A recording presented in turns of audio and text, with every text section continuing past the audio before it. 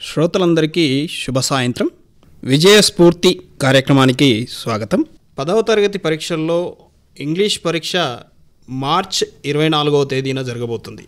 మరి ఈ పరీక్షకు ఎలా సన్నద్ధం అవ్వాలి, ఈ పరీక్షలో ఎక్కువ మార్కుల్ని పొందడానికి కావాల్సిన సూచనలు అందించడానికి ఏర్గట్ల మండలం తొర్తి గ్రామం జిల్లా పరిషత్ ఉన్నత పాఠశాల ఇంగ్లీష్ ఉపాధ్యాయులు శ్రీ జి అరవింద్ కుమార్ గారు ఆకాశవాణి స్టూడియోలో ఉన్నారు. వారిని అడిగి ఇంగ్లీష్ పరీక్షలో ఎక్కువ మార్కులు ఎలా పొందవచ్చో తెలుసుకుందాం. నమస్కారం సార్. నమస్కారం అండి. సార్, మనకి ఈ 10వ తరగతి పరీక్షల్లో ఇంగ్లీష్ పరీక్షకి సంబంధించి ఆ పరీక్షని ఎలా సులభంగా రాయవచ్చు, మరియు ఈ ఇంగ్లీష్ పరీక్షకి సంబంధించిన పరీక్షలో మనం రాయడానికి ఎట్లా సన్నద్ధం అవ్వాలి, మానసికంగా ఎట్లా సన్నద్ధమైతే విద్యార్థులు ఈ పరీక్షను బాగా రాయగలుగుతారనే విషయాల్ని మా శ్రోతలకు కొద్దిగా వివరిస్తారా? తప్పకుండానండి. మొదట ఆకాశవాణి నిజామాబాద్ కేంద్రానికి నేను ప్రత్యేకంగా నమస్కారాలు, ధన్యవాదాలు తెలియజేస్తున్నాం.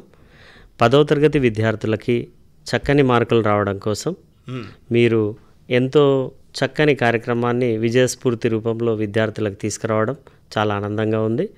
దానికి గాను నేను ప్రత్యేకంగా ఆకాశవాణి నిజామాబాద్ కేంద్రానికి నమస్కారాలు తెలియజేసుకుంటున్నాను. మీరు అడిగినటువంటి అంశంలో మానసికంగా ఎలాంటి సంసిద్ధత విద్యార్థికి ఉండాలి అని చెప్పేసి అడిగారు. దానికి గాను నేను చెప్పే అంశం ఏంటంటే, ఇప్పటి వరకే 10వ తరగతి ప్రారంభమైన నుంచి ఇప్పటి వరకు ప్రతి విద్యార్థి FA1 పరీక్ష మొదలుకొని ప్రీ ఫైనల్ 2 మొన్నటి చివరి పరీక్ష ప్రీ ఫైనల్ 2 వరకు ఎన్నో పరీక్షల్ని అలవోకగా రాసి విద్యార్థులందరూ పూర్తి సంసిద్ధతతో ఉన్నారు, రాష్ట్ర వ్యాప్తంగా మన జిల్లాలో కూడా. అయితే ఇన్ని రకాలుగా పరీక్షలు రాసిన తర్వాత విద్యార్థులకు తప్పకుండా ఆత్మవిశ్వాసం సాధించుకొని ఉంటారని చెప్పేసి నేను విశ్వసిస్తున్నాను. Their self confidence is the only miracle medicine which can address all the mind related ailments. వారికి ఉన్నటువంటి మానసిక అన్ని సమస్యలకి ఒకే ఒక్క మెడిసిన్ ఆత్మవిశ్వాసం. మరి ఈ ఆత్మవిశ్వాసాన్ని విద్యార్థులు ప్రతిరోజు పెంచుకుంటూ మీ జీవితాంతం పెంచుకుంటూ వెళ్ళినట్లయితే చాలా బాగుంటుంది. ముఖ్యంగా ఈ 10వ తరగతి పరీక్షలకు మీ ఆయువు పట్టు లాంటిదే మీ గెలుపుకి ఆత్మవిశ్వాసం. దాన్ని తప్పకుండా మీరు పెంచుకుంటూ ముందుకు వెళ్ళాల్సిందిగా కోరుతా ఉన్నాను. మరొక ముఖ్య విషయం ఏంటంటే పాజిటివ్ యాటిట్యూడ్. పరీక్షలు రేపటి నుంచో ఎల్లుండి నుంచో వస్తాయి అనగానే ఎంతో భయపడుతూ వణికిపోతూ ఉంటారు. అలాంటి మానసిక దృక్పథం నుంచి బయటకు వచ్చి సానుకూల వైఖరి, పాజిటివ్ యాటిట్యూడ్ వైపు మీరు తప్పకుండా ముందుకు రావాలి. పరీక్షల్లో తప్పకుండా గెలుస్తామన్నటువంటి ఒక బలమైన నిర్ణయం మనకు అన్నింట్లో గెలుపు వస్తుందన్నటువంటి నమ్మకం మన ముందుంచుతుంది. సులభంగా మిమ్మల్ని గెలుపు తీరాలకు చేర్చే ఒక పడవ లాంటిదే పాజిటివ్ యాటిట్యూడ్.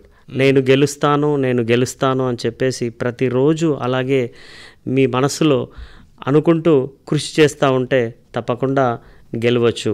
ఇది నేను చెప్పే రెండవ అంశం అండి. మొదటిది ఆత్మవిశ్వాసం, రెండవది పాజిటివ్ యాటిట్యూడ్. తర్వాత మూడో అంశంగా ప్రాపర్ ప్లానింగ్ అనేది మానసికంగా సిద్ధం అవ్వాలి.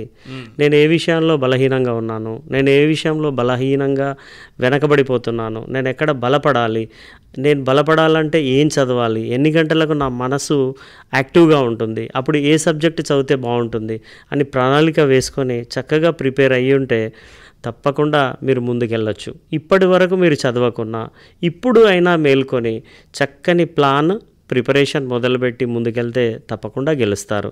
అలాగే హార్డ్ వర్క్ అండి, 4వ అంశం. కష్టపడాలనేటువంటి తపన. హార్డ్ వర్క్ మించినటువంటి షార్ట్ కట్ రోడ్ ఎక్కడ కూడా లేదండి సక్సెస్కి. Hard work is the only main gate to reach you to the success. ఎందుకంటే కష్టపడాలనేటువంటి తపన, సబ్జెక్ట్ నేర్చుకొని తీరాలనేటువంటి ఆరాటం మీకు విజయాన్ని నేర్పిస్తుంది.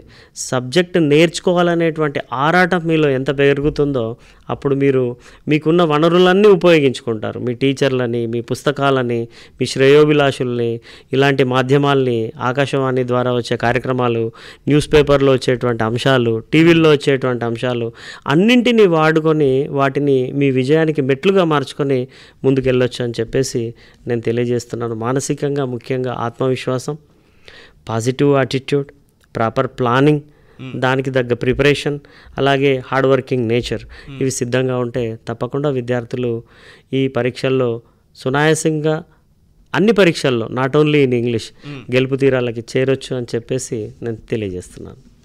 అయితే మనకి ఈ ఇంగ్లీష్ భాషా పరీక్షకు సంబంధించి ఈ పరీక్షలో మొత్తం 80 మార్కులకి ఈ పరీక్ష ఉంటుంది. అవునండి. మరి ఈ 80 మార్కుల పరీక్షలో ఎలాంటి అంశాలు ఉంటాయి? ఈ 80 మార్కులు ఈ అంశాల్లో ఎలాంటి డివిజన్ మనం చేసుకోవచ్చు? ఎలా డివిజన్ చేసుకోగలిగితే ఎలా ప్లాన్ చేసుకోగలిగితే 80 మార్కులు సాధించే అవకాశం ఉంది? మంచి ప్రశ్న అడిగారండి. ఎందుకంటే ఇంగ్లీష్ ఎగ్జామ్లో ప్రాథమికంగా ప్రశ్నాపత్రం కేవలం 3 బిట్స్గానే మనకు కనబడతాయి. అందులో 80 మార్కుల్ని 3 బిట్స్గా అనేకంటే సుమారు 4 లేదా 5 అకాడమిక్ స్టాండర్డ్స్గా వాళ్ళు విభజించి ప్రశ్న పేపర్ని రూపొందించడం జరుగుతుంది. అందులో మొదటి అకాడమిక్ స్టాండర్డ్ రీడింగ్ కాంప్రిహెన్షన్ అని 37 మార్కులకు గాను ప్రశ్నించడం జరుగుతుంది. అయితే పాఠాన్ని మనం వింటున్నప్పుడు ప్రతి అంశాన్ని బుర్రలో పెట్టుకొని కీ కాన్సెప్ట్స్ను, క్యారెక్టర్స్ని, కథనాన్ని పూర్తిగా ఆకలింపు చేసుకొని చదువుకున్నట్లయితే ఈ రీడింగ్ కాంప్రిహెన్షన్కి ఒక ప్యాసేజ్ ఇస్తారు. So we need to answer the questions which they give at the end of the passage.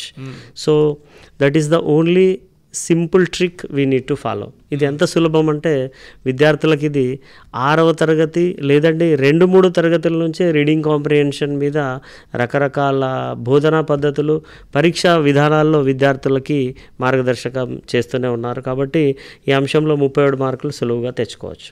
అలాగే రెండవ అంశం వొకాబులరీ అండ్ గ్రామర్ అండి. Vocabulary and grammar. వొకాబులరీ అంటే పద సంపద, అర్థాలు, వ్యతిరేక పదాలు లేదా సమానార్థ పదాలు, synonyms, antonyms, like one word substitution, ఇలాంటి అనేక అంశాలని లెసన్ చదువుతున్నప్పుడే ఫోకస్డ్గా వింటున్నప్పుడు ఈ పరీక్ష రాయడం చాలా సులభం అవుతుంది.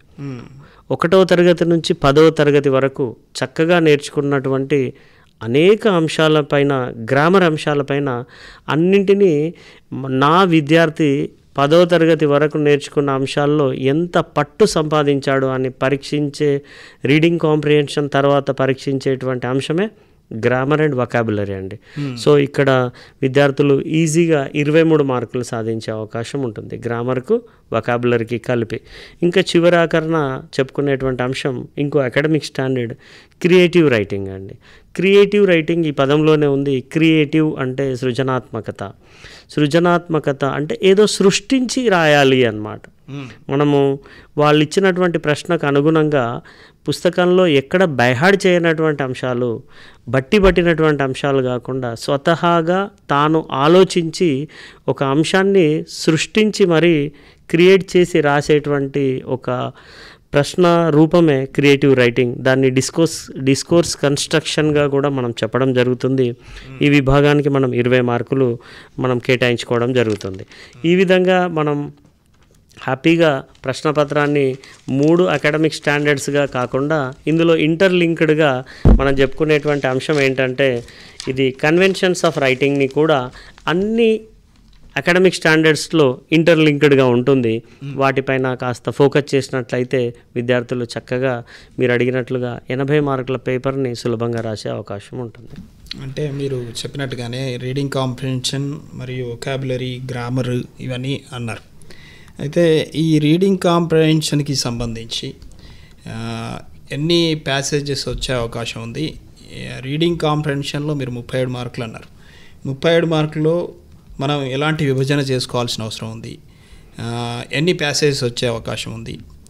రీడింగ్ కాంప్రిహెన్షన్ చేసేటప్పుడు అంటే ప్రశ్న ముందు చదవాలా లేకపోతే ప్యాసేజ్ ముందు చదవాలా అనే డౌట్ సందేహం చాలామంది విద్యార్థులకు ఉంటుంది. మరి ఇది ఎలా చేయాలి అంటారు? రైట్ అండి, మంచి ప్రశ్న అడిగారు. మీరు కూడా ఆంగ్ల ప్రశ్న పత్రంలో ఉన్నటువంటి కష్టాన్ని తెలుసుకొని ప్రశ్నిస్తున్నట్టుగా అనిపిస్తుంది. రీడింగ్ కాంప్రిహెన్షన్కి వాస్తవానికి 37 మార్కులు ఖచ్చితంగా ఉన్నాయి. అందులో ఫస్ట్ బిట్లో మనకి 4 షార్ట్ క్వశ్చన్స్ ఇవ్వడం జరుగుతుంది. ప్రతి షార్ట్ క్వశ్చన్కి 3 మార్కులుగా ఉంటుంది. అయితే ఈ ఫస్ట్ బిట్లో మాత్రం ఇచ్చే ప్యాసేజెస్ ఏవైతే ఉన్నాయో అవి టెక్స్ట్ బుక్లో ఉన్నటువంటి 8 పాఠాల్లో ఉన్నటువంటి 8 యూనిట్లో ఉన్నటువంటి ఏ రీడింగ్ అంశం నుంచే తీసుకోవడం జరుగుతుంది. అంటే ఏవైనా 8 పాఠ్యాంశాల్లోంచి ఒక్క ప్యాసేజ్ని మాత్రమే 2 లేదా 3 పారాగ్రాఫ్లుగా విభజించి ఉన్నటువంటి అంశాలని ఇవ్వడం జరుగుతుంది. అది విద్యార్థులందరికీ ఇప్పటికీ అనేక పరీక్షల్లో హాయిగా రాసుకునేటువంటి అంశమే. ఇంకా రెండవ బిట్లో చూసినట్టయితే క్వశ్చన్ నెంబర్ 5 to 8లో సేమ్ అలాగే 4 షార్ట్ క్వశ్చన్స్ రాయాలి. ప్రతిదానికి 3 మార్క్స్ ఉంటాయి. టోటల్ 12 మార్క్స్ ఇక్కడ కూడా రావడం జరుగుతుంది. ఇక్కడ అద్భుతమైనటువంటి అంశం ఏంటంటే ఈ బి లేదా సి రీడింగ్ మనకున్నటువంటి 8 యూనిట్లో 8 బి రీడింగ్లు ఉంటాయి, 8 సి రీడింగ్స్ ఉంటాయి. వీటన్నింటిలోంచి కలిపి అంటే ఈ 16 యూనిట్స్లోంచి ఏదైనా ఒక యూనిట్లోంచి ఒక రీడింగ్ పార్ట్లోంచి ఒక ప్యాసేజ్ ఇవ్వడం జరుగుతుంది. అక్కడ కూడా క్వశ్చన్స్ అడగడం జరుగుతుంది. ఇంకొక అంశం క్వశ్చన్ నెంబర్ 9 to 12లో వచ్చేసి స్టడీ స్కిల్స్ పేరిట అడగడం జరుగుతుంది. అక్కడ ముఖ్యంగా పారాగ్రాఫులుగా కానీ సెంటెన్స్ రూపంలో కానీ పారాగ్రాఫులుగా కానీ ఇవ్వకుండా చిత్రాల రూపంలో పటాల రూపంలో పై చార్ట్, బార్ గ్రాఫ్, అలాగే ఫ్యామిలీ డయాగ్రామ్, ఫ్లో చార్ట్ ఇలాంటి అనేక రకాల చిత్ర రూపాలకు సంబంధించినటువంటి ఒక బొమ్మల్ని అక్కడిచ్చి వాటి ఆధారంగా ప్రశ్నలను అడుగుతారు. ఆ బొమ్మల్ని చూసి సమాధానాలు రాయాల్సినటువంటి అవసరం ఉంటుంది. ఇక్కడ 4 ప్రశ్నలు ఇస్తారు. మళ్ళీ ప్రతిదానికి 2 మార్కులు ఉంటాయి. మొత్తంగా 8 మార్కులు పొందొచ్చు. మీరు అడిగినటువంటి దాంట్లో ఇంపార్టెంట్ ఏంటంటే ఫస్ట్ బిట్లో సెకండ్ బిట్లో పారాగ్రాఫ్స్ ఇస్తున్నారు. మరి మీరు అడిగినటువంటి ప్రశ్న ఏంటంటే ముందు పారాగ్రాఫ్ చదవాలా లేదా క్వశ్చన్ చదవాలా? ఇక్కడ అది విద్యార్థి కౌశలాన్ని బట్టి ఆధారపడి నిర్ణయించుకోవచ్చు. ఒక విద్యార్థి లెసన్ విన్నప్పుడే పర్ఫెక్ట్గా లెసన్ అంతా విన్నాడు, ఆ పారాగ్రాఫ్లోని మొదటి లైన్ చూడగానే ఆయనకు అర్థమైపోయింది ఇది ఫలానా పారాగ్రాఫ్లోని ఫలానా అంశాన్ని నన్ను ప్రశ్నిస్తున్నారు అని చెప్పేసి అవగాహన చేసుకుంటే ఆ విద్యార్థి చక్కగా ప్రశ్నల్ని చూసుకోవచ్చు. పారాగ్రాఫ్ చదవాల్సిన అవసరం లేదు. చూసుకొని ఆ ప్రశ్న ఏ కోణంలో అడిగారు, ఏ అంశాన్ని అడిగారు అని పూర్తిగా బుర్రలో పెట్టుకొని ఆ అంశాలనే పారాగ్రాఫ్లో వెతుక్కొని వాటిని ప్రశ్నకు అనుగుణంగా సమాధానం రాసే అవకాశం ఉంటుంది. అయితే కొంతమంది విద్యార్థులు లెసన్ చదవలేదు, పారాగ్రాఫ్ను అదే పరీక్షలో మొదటిసారి చూడడం అనుకుంటే ఆ విద్యార్థులు తప్పకుండా మొదట పారాగ్రాఫ్ చదువుకోవాల్సిన అవసరం తప్పకుండా ఉంటుంది. అద్భుతంగా పారాగ్రాఫ్ చదువుకొని అందులో ఉన్న అన్ని అంశాలు మనం అర్థం చేసుకున్నాకే మరొకసారి ప్రశ్నలన్నీ చదువుకొని ఆ ప్రశ్న ఏ కోణంలో అడిగారు, ఆ అంశం పారాగ్రాఫ్లో ఎక్కడుంది, దాన్ని ఏ విధంగా మార్చి రాయాలి, నా ఒపీనియన్ రాయాలా, అక్కడున్న క్యారెక్టర్ అంశాలు రాయాలా, మరి అడుగుతున్నది ఏ కోణంలో అని చెప్పేసి పూర్తిగా అవగాహన తెచ్చుకొని రాయాల్సినటువంటి అవసరం ఉంది. అయితే ఇక్కడ ఈ 37 మార్కులు సంపాదించడం కోసం విద్యార్థులు కంగారు పడాల్సిన అవసరం ఏం లేదు. నేను ఇక్కడ కొన్ని చిట్కాలు మీకు తెలియజేయడం జరుగుతుంది. ముఖ్యంగా ప్రతి బిట్కి ఒక ఫ్యాక్చువల్ క్వశ్చన్ని చాలా ప్రీవియస్ క్వశ్చన్ పేపర్స్లో చూసాము. ఫ్యాక్చువల్ క్వశ్చన్ ఎలా గుర్తుపట్టాలంటే ప్రశ్న వాట్తో ప్రారంభమవుతుంది. WHATతో ప్రారంభమైందంటే అది ఫ్యాక్చువల్ ప్రశ్న. దానికి సమాధానం ఖచ్చితంగా పైన ఇవ్వబడ్డ పారాగ్రాఫ్లో ఉంటుంది అని చెప్పేసి మనం అవగాహన తెచ్చుకొని హ్యాపీగా ఆ కీవర్డ్ను పట్టుకొని ప్రశ్నలో ఇచ్చిన కీవర్డ్ను పట్టుకొని అది పారాగ్రాఫ్లో ఎక్కడుందో వెతికి దానికి సంబంధించిన సమాధానాన్ని చక్కని గ్రామర్తో తప్పులు లేకుండా స్పెల్లింగ్ మిస్టేక్స్ లేకుండా ఒక మంచి భాషలో అందంగా రాసినట్లయితే 3 మార్కులు పడే అవకాశం ఉంటుంది. ఇంకే రకమైన ప్రశ్నలు ఇస్తారు అంటే ఒక రెగ్యులర్గా జరుగుతున్న ప్రాక్టీస్ ఏంటంటే మీరు గమనించండి విద్యార్థులు ప్రతి ప్రశ్న బిట్టులో ఏదో ఒక ప్రశ్న YOUతో ముడిపడి ఉంటుంది. ఏ ప్రశ్నలోనైతే యు అనే పదం కీలకంగా ఉంటుంది, దాన్ని అండర్లైన్ చేసి పెట్టుకోండి. పెట్టుకొని ఈ ప్రశ్న ఏంటంటే నీ ఒపీనియన్ అడుగుతున్నాడు, పారాగ్రాఫ్కి సంబంధం లేదు, అది నిన్ను అడుగుతున్నాడు. డైరెక్ట్గా పారాగ్రాఫ్లో ఉన్నటువంటి సెంటెన్సెస్ అన్నీ తెచ్చి ఆన్సర్ షీట్ మీద రాస్తే మార్కులు పోయే అవకాశం ఉంటుంది. When you notice the word you in a question, definitely you need to present your personal opinion. Whatever the opinion you express, it is right answer. But the thing is, whether you have expressed in a right way or wrong way is important. అలాంటి అంశాలని ఆ విధంగా మీరు విద్యార్థులు గమనించవచ్చు. ఒక ప్రశ్న ఇఫ్తో మొదలవుతుంది. ఒకవేళ if you are in the position of Bayaji, someone tried to kill you, someone tried to stop to build a multi-storied or a storied house in your village, how would you have responded? ఇలాంటి ప్రశ్నలు. ఒకవేళ లెసన్లో ఉన్న క్యారెక్టర్లోకి నిన్ను పంపించి నువ్వే ఆ ఫలానా వ్యక్తివి అయితే ఏం చేస్తావు ఆ సందర్భంలో అని నిన్ను అడుగుతారు.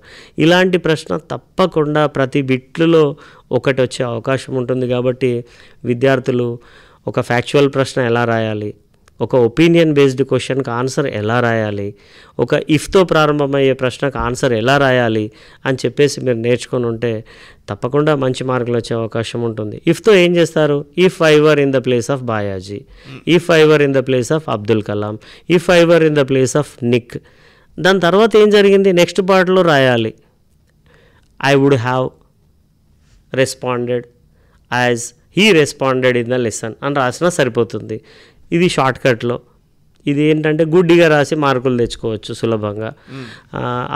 If I were in the place of Abdul Kalam when he was insulted by the teacher, I would have responded as Abdul Kalam responded in the lesson అని రాసేస్తే సరిపోతుంది. లేదు నాకు కొంచెం భాష మీద జ్ఞానం ఉంది, నా ఆలోచనలే పెడతాను అన్నప్పుడు if I were in the place of APJ Abdul Kalam I would have responded అని చెప్పేసి నీ ఆలోచన ఏముంది, ఏదో V1 వర్ఫామ్ను సెలెక్ట్ చేసుకొని ఆన్సర్ రాసేస్తే సరిపోతుంది. ఇలాంటి ప్రక్రియలో ఒక 4-5 ప్రశ్నలు ఆన్సర్స్ రాసి సిద్ధంగా ఉన్నట్లయితే ఖచ్చితంగా ఒక ప్రశ్నకు ఆన్సర్ మీరు రాసేయగలుగుతారు. మరో ప్రశ్న yes or no type question అడగడం జరుగుతుంది. నువ్వు దాన్ని అంగీకరిస్తావా వ్యతిరేకిస్తావా అని. సో అలా అడుగుతూనే దాన్ని ఏ విధంగా సమర్థిస్తావని చెప్పేసి నేను అడగచ్చు. కాబట్టి మీరు అప్పుడు ఏం చేస్తారంటే మీరు చెప్పే ఆన్సర్తో పాటుగా నేను యాక్సెప్ట్ చేస్తాను, according to my knowledge I say yes, but how you support that answer అనేది కూడా ఒక చిన్న వాక్యం ద్వారా ఆన్సర్ రాసినట్లయితే తప్పక మీకు మార్కులు వచ్చే అవకాశం ఉంటుంది. ఇంకోటి రీజనింగ్ విషయంలో కానీ అనాలిసిస్ విషయంలో కానీ ప్రశ్నలు అడిగే అవకాశం ఉంటుంది. ముఖ్యంగా ఇక్కడ విద్యార్థులు గమనించాల్సింది ఏంటంటే మీరు రాసేటువంటి ఆన్సర్ తప్పకుండా 3 to 4 సెంటెన్సెస్ ఉండాలి. అందులో మొదటి మార్క్ దేనికి పడుతుంది అంటే ఒక మార్క్ నీ ప్రశ్నకు నీకు ఇచ్చిన ప్రశ్నకి నువ్వు రాసిన సమాధానం రిలవెంట్గా ఉందా ఇర్రిలవెంట్గా ఉందా, నువ్వు అడిగిన దానికి రాసావా సంబంధం లేని సమాధానం రాసావా, నువ్వు అడిగిన దానికి సమీపంగా రాసినా నీకు మార్కులు ఉంటాయి, అడిగిన దానికి రాసినా మార్కులు ఉంటాయి. కానీ అడిగని అంశాన్ని గురించి నువ్వేదో రాస్తూ పోతే 3 మార్కులకి 3 మార్కులు పోగొట్టుకునే అవకాశం ఉంటుంది. ఒకవేళ if your answer is relevant you will get 1 mark. గ్రామటికల్గా స్పెల్లింగ్ పరంగా కరెక్ట్ ఉంటే another 1 mark. And conventions of writing what I can say capitalisation, proper nouns అన్ని క్యాపిటలైజేషన్ తోటి క్యాపిటల్ లెటర్స్ తోటి, ఫుల్ స్టాప్స్ కామాస్ ఇలాంటి పంక్చువేషన్ మార్క్స్ అక్కడక్కడ పెడుతూ 4 sentences లేదా 3 సెంటెన్సెస్లో చక్కని అడిగిన ఆన్సర్లో ఉండే ప్రతి క్వశ్చన్ ఒక డిమాండ్ చేస్తుంది. ఆ డిమాండ్స్ అన్నింటినీ నీ ఆన్సర్లో పెట్టేస్తే డెఫినెట్గా నీకు ఒక మంచి స్కోరింగ్ వచ్చే అవకాశం ఉంటుంది. ఈ విధంగా రీడింగ్ కాంప్రిహెన్షన్లో వండర్ఫుల్ స్కోరింగ్ మీరు చేస్తారని చెప్పేసి అనుకుంటాను. ఇంకా ఇంకో క్వశ్చన్ ఏంటంటే మల్టిపుల్ చాయిస్లో పార్ట్ బిలో రీడింగ్ కాంప్రిహెన్షన్కే మనకు అన్సీన్ పోమ్ ఇవ్వడం జరుగుతుంది. చాలామంది అన్సీన్ పోమ్ అనగానే అసలు సీన్ పోమే మాకు అర్థం కాదు, అన్సీన్ ఎక్కడ అర్థమవుతుందంటే ధైర్యంగా చదవండి, ఆ ఆలోచన వదిలేస్తే ఈజీగా అర్థమవుతుంది. ఖచ్చితంగా మీకు ఏం అడుగుతారంటే ఫిగర్స్ ఆఫ్ స్పీచ్ పైన ఒక క్వశ్చన్ అడుగుతారు. అది ఏ ఫిగర్స్ ఆఫ్ స్పీచ్కి సంబంధించినటువంటి ప్రశ్న అని చెప్పేసి ఒకటి అడగడం జరుగుతుంది. అలాగే కాంటెంట్ పైన ప్రశ్న అడగడం జరుగుతుంది. ఒక పదాన్ని తీసుకొని మీనింగ్ అడగడం జరుగుతుంది. ఇలాగా ఇచ్చిన పోమ్కి రిలేటెడ్ ఒక 2 ప్రశ్నల్ని అడిగి ఆ బిట్ని క్లోజ్ చేయడం జరుగుతుంది. ఇంకా స్టడీ స్కిల్స్ అయితే ఇది గిఫ్ట్ అండి పిల్లలకి. 8 మార్కులు ఊరికి వాళ్ళ జేబులో పెట్టి పంపించడం కోసం పేపర్ సెట్టర్ పెట్టినటువంటి గిఫ్ట్. అక్కడ మ్యాప్ ఇస్తారు, బార్ గ్రాఫ్ కావచ్చు, పై డయాగ్రామ్ కావచ్చు, ఇలాంటిది ఏదో ఇచ్చేస్తారు. ఇచ్చేసి నాయన ఇది దేని గురించి అడిగారా బాబు అని అడుగుతారు. అప్పుడు దానిపైనే రాసింది ఉంటుంది. So this pie diagram tells you about the habits of students in their childhood అని చెప్పేసి ఆ పై డయాగ్రామ్ ఇస్తారు. ఆ పైన ఇచ్చినటువంటి ఇన్ఫర్మేషన్నే మొదటి ప్రశ్నకు సమాధానంగా మీరు సమాధానం రాసుకుంటే 2 మార్కులు వస్తాయి. ఆ డయాగ్రామ్లో ఇచ్చినటువంటి ఎన్ని హాబీస్ ఇచ్చారు, how many hobbies were discussed in the pie diagram and what is the major scored area అని చెప్పేసి ఆ డయాగ్రామ్ రిలేటెడ్ ప్రశ్నలు అడిగినప్పుడు సులభంగా చూసి హ్యాపీగా రాసే అవకాశం ఉంటుంది. ఎలాంటి కంగారు లేకుండా 37కి 37 మన మార్కుల్ని సంపాదించుకునే ప్రయత్నం చేయొచ్చండి తప్పకుండా. మరి అట్లాగే ఇంకొక విభాగమైన గ్రామరు మరియు వొకాబులరీ విషయానికి వస్తే, గ్రామర్ అనేది చాలా ప్రధానమైంది ఇంగ్లీష్ భాషలో. వీటికి సంబంధించి 80 మార్కుల్లో ఎన్ని మార్కులు ఉన్నాయి, వీటికి ఎలాంటి విభజన చేసుకోవాలి, ఎలాంటి ప్లానింగ్ చేసుకుంటే విద్యార్థులు పూర్తి మార్కుల్ని పొందే అవకాశం ఈ గ్రామర్లో వొకాబులరీ ఉంటుంది అనే విషయాలు మా శ్రోతలకు కొద్దిగా వివరిస్తారు. తప్పకుండానండి. గ్రామర్ అండ్ వొకాబులరీ పార్ట్కి సంబంధించినటువంటి అంశంలో 80 మార్కుల్లో 23 మార్కులు గ్రామర్ అండ్ వొకాబులరీ అంశానికి కేటాయించడం జరిగింది. ఇందులో చాలామంది విద్యార్థులు ఇబ్బంది పడేది ఏంటంటే ఎడిటింగ్ విషయంలో ఇబ్బంది పడతారండి. వాస్తవంగా ఇది ఒక కాంప్రిహెన్సివ్ క్వశ్చన్. అన్ని గ్రామర్ అంశాలని కలిపి కలబోతగా ఒక పారాగ్రాఫ్ ఇచ్చి ఒక ఉన్నత స్థాయి ఎడిటింగ్ స్కిల్స్ విద్యార్థికి వచ్చాయా లేదా అని చెక్ చేయడం జరుగుతుంది. దీనికి 5 మార్కులు ఉంటాయి. ఇది పార్ట్ బిలో క్వశ్చన్ నెంబర్ 22 నుంచి 26 వరకు అడగడం జరుగుతుంది. మరి దీనికి సమాధానం చేయడం కోసం ఎడిటింగ్లో ముఖ్యంగా మన పిల్లలు గమనించాల్సిన అంశం ఏంటంటే, ముందుగా ఏ అంశాలపైన ఎడిటింగ్ ప్రశ్నలు వస్తాయి అని మనం బాగా గుర్తుపెట్టుకుంటే ఎక్కువ మట్టుకు ఎర్రర్స్ అనేవి వర్బ్ ఏరియాలో చేయడం జరుగుతుంది. దీనికంటే ముందుగానే మనం గమనించాల్సినటువంటి అంశం ఏంటంటే, తప్పకుండా విద్యార్థులు గమనించేది మొదటి సెంటెన్స్లో ఎలాంటి మిస్టేక్ ఉండదండి. That is an error free sentence.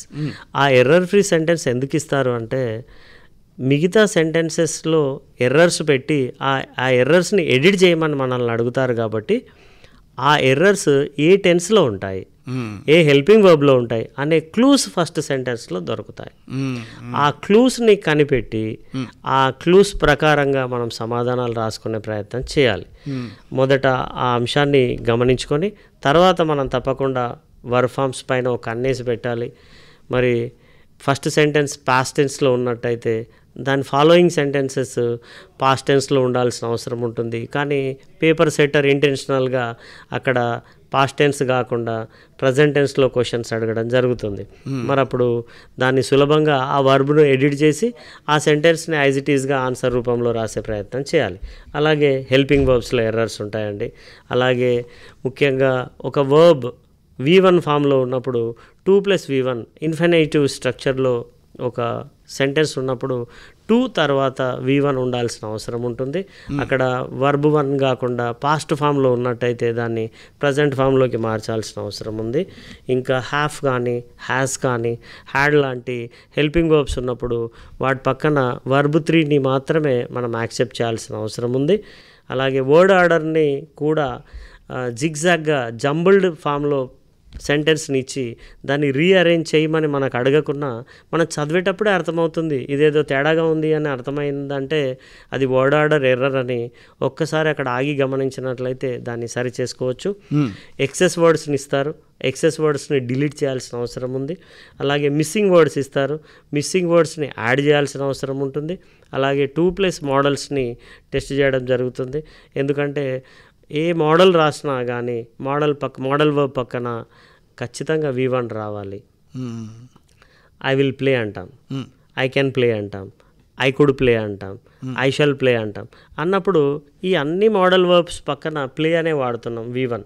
So అక్కడ ఉండేది ఎగ్జామ్లో V2 ఫామ్లో, V3 ఫామ్లో, ఇంకేదో ఫామ్లో ఇచ్చినప్పుడు, V4 ఫామ్లో ఇచ్చినప్పుడు వాటన్నింటినీ V1 ఫామ్లోకి కన్వర్ట్ చేసుకుంటే ఈజీగా ఎడిట్ చేసే అవకాశం ఉంటుంది. అలాగే రిఫ్లెక్టివ్ ప్రొనౌన్స్ పైన కూడా ప్రశ్నలు అడిగే అవకాశం ఉంటుంది. ఖచ్చితంగా అడిగేది విభాగం ఏంటంటే హోమోఫోన్స్లో ప్రతిసారి ప్రశ్నాపత్రంలో హోమోఫోన్స్ విభాగం నుంచి ప్రశ్న అడుగుతూ ఉన్నారు. హోమోఫోన్స్ అంటే హోమో అంటే సేమ్, ఫోన్ అంటే ఏంటంటే సౌండ్. సేమ్ సౌండ్ ఉంటుంది కానీ అక్కడ పదం కాకుండా వేరే స్పెల్లింగ్తో కూడిన పదం అవసరం. BLUE బ్లూ, BLEW బ్లూ, ఈ రెండింటిని ద స్కై ఈజ్ BLEW పెట్టేస్తారు. BLEW తీసేసి BLUEగా మనం ఎడిట్ చేసుకుంటే సరిపోతుంది.